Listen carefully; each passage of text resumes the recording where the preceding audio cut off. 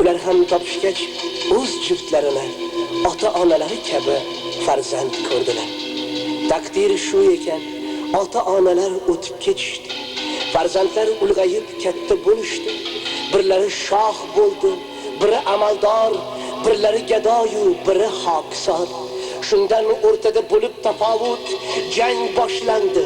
Qanchalari bo'ldilar nobud, odamzod nomin hayvonga alishib, o'ldirdilar bir-birlarini mol davlat talashib, o'ldirdilar beayol go'dak ayolni, ayamadilar qariyosh yetim yalangni, ariqlarda suv o'rniga oqar edi qon, kimlar taxt talashdi, kimlar burda non.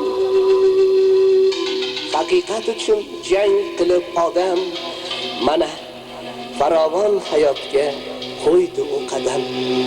Asrlar ketidan asrlar kelib, qanchadan qancha odamlar ketdilar uni.